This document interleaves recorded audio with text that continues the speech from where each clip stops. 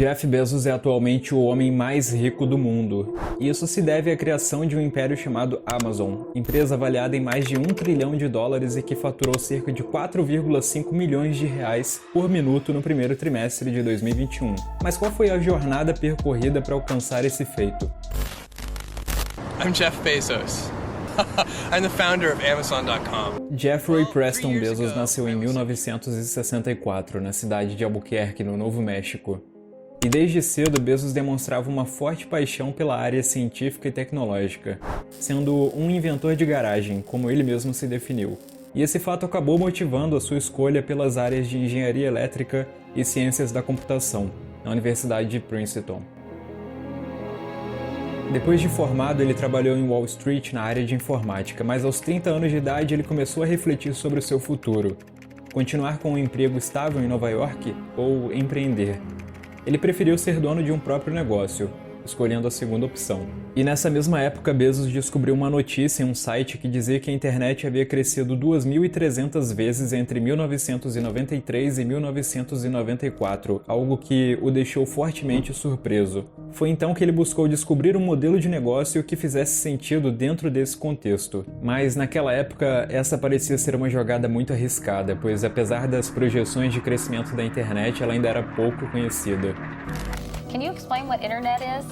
And what about this internet thing? Do you know anything about that?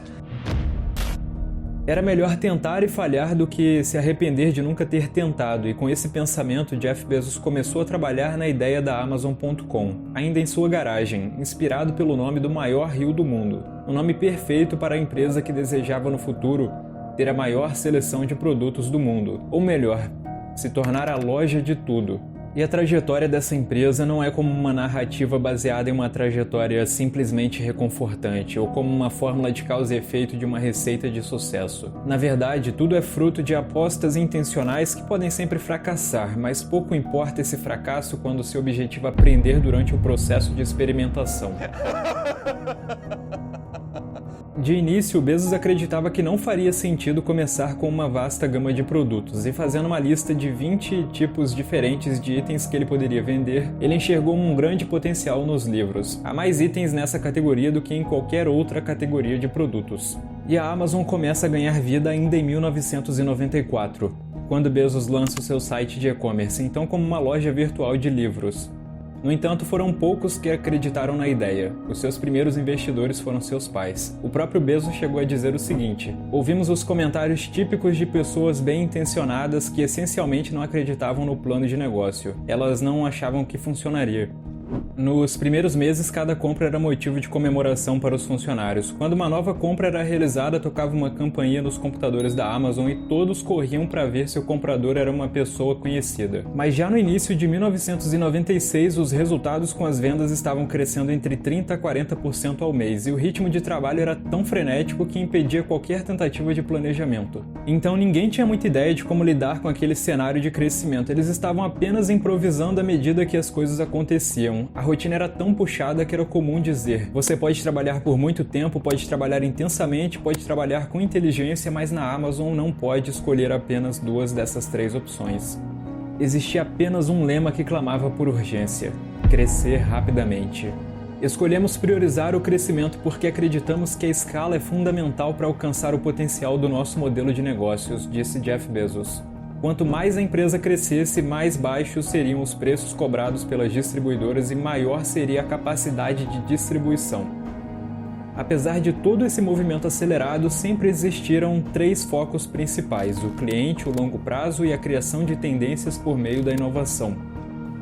E quando as livrarias concorrentes declararam guerra contra a Amazon e buscaram tomar o seu espaço digital, Jeff Bezos resolveu que era a hora de expandir os negócios para outras categorias de produtos, como músicas e DVDs. E adiante ele se empenhou na oferta pública inicial da empresa, o seu IPO, que foi realizado em 15 de maio de 1997.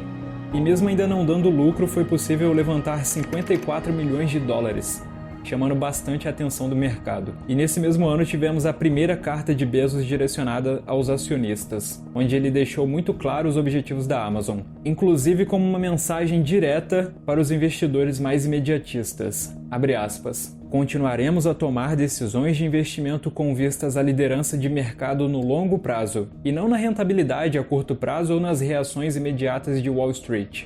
E esse texto tem tanto significado que, com o passar do tempo, a frase de encerramento das cartas dos anos seguintes sempre terminaram fazendo referência para um anexo com a primeira delas. Our stock went down to 6. It went from 113 to 6 in less than a year. Também chamada de bolha da internet, esse foi um período de explosão das empresas de tecnologia. Literalmente, foi o ápice da especulação, sendo caracterizada por uma forte alta das ações de novas empresas baseadas na internet. E entre elas, claro, estava a Amazon. No início de 2001, diversas empresas acabaram sendo vendidas, passando por processo de fusão, foram reduzidas ou até mesmo desapareceram. O público em geral e muitos funcionários se desencantaram com Bezos e muitos começaram a duvidar das chances de sobrevivência da Amazon. E o preço das suas ações tiveram uma queda vertiginosa. E isso tudo ocorreu em uma época em que a imprensa praticamente não deixava a empresa respirar, apontando diversos comentários pessimistas, chegando ao ponto onde Bezos precisou ser incisivo em uma entrevista no Washington Post. Sobre o relatório de um analista crítico, ele destacou que aquilo não passava de uma pura e completa besteira. Ele mais uma vez demonstrava sua mentalidade implacável. Mas o aumento da pressão dos investidores e a apreensão dos executivos da empresa acabaram convencendo Bezos a mudar um pouco a sua estratégia. Ao invés de somente crescer rapidamente, a empresa adotou uma nova filosofia de operação, que foi colocar a casa em ordem. Os objetivos principais passaram a ser disciplina, eficiência e buscar a eliminação de desperdícios. E em 2001, durante um evento interno da companhia com a participação dos gestores, Bezos convidou Jim Collins, respeitado consultor americano e autor do livro Empresas Feitas para Vencer. Collins ajudou a Amazon a aplicar um dos seus conceitos, o círculo virtuoso, ou seja, um conjunto de forças que fazem o motor da empresa girar. E esse trabalho resultou no seguinte: o crescimento é o objetivo principal, já os outros termos ao redor representam quais são os componentes que fazem a estrutura da Amazon girar. Para alcançar esse objetivo principal, a empresa busca uma estrutura de custos mais baixos, que possibilitem preços mais baixos, com ênfase na melhor experiência para o cliente, o que gera tráfego e atrai os vendedores, criando uma maior seleção de produtos para os clientes.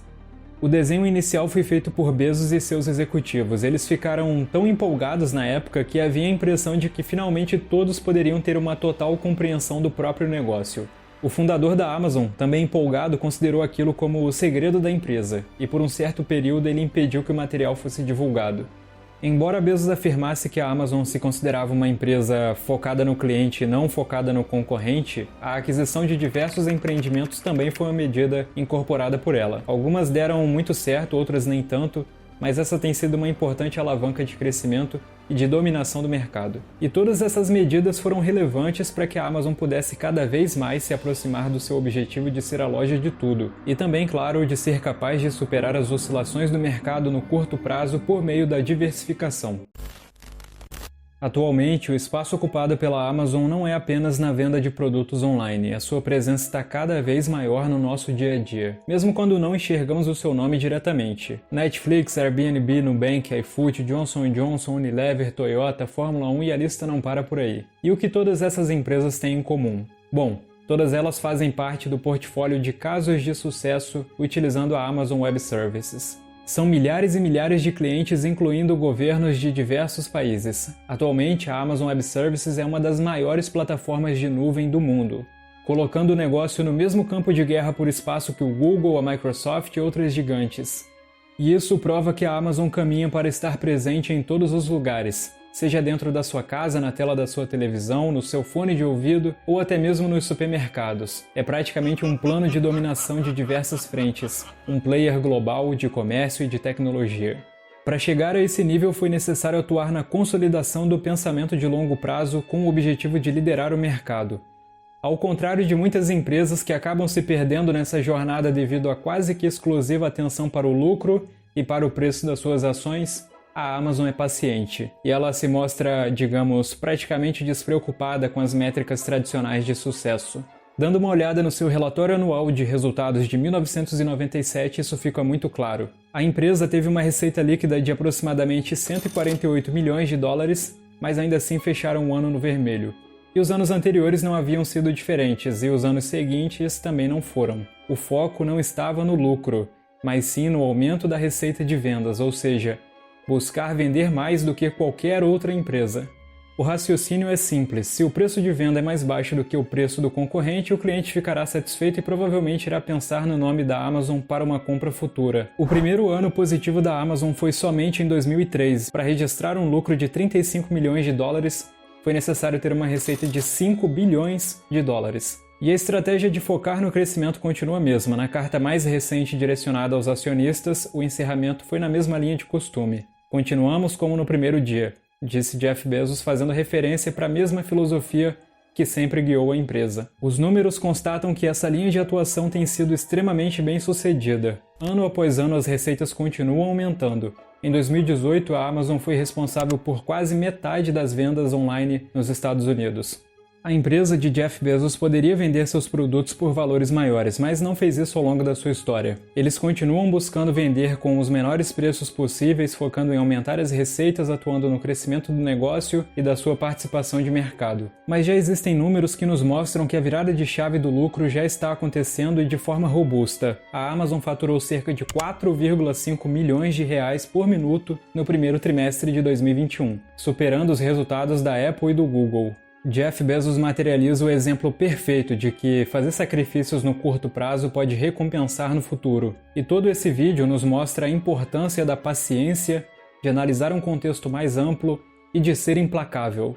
E aproveitando esse momento, aqui vai uma curiosidade. Talvez você não tenha reparado, mas ao longo do vídeo o termo implacável foi citado algumas vezes. No início, esse foi um dos nomes colocados em pauta por Jeff Bezos entre as opções para nomear a empresa. E até hoje esse domínio está ativo. Basta você digitar relentless.com e você será direcionado para o site da Amazon. E agora que terminamos, eu quero saber qual é a sua previsão para o futuro da Amazon. E caso você queira saber mais sobre essa empresa, eu vou deixar no comentário fixado a recomendação de 2 livros que me ajudaram a compreender um pouco mais sobre a sua história. E se você gostou do conteúdo, deixe o seu like e se inscreva no canal.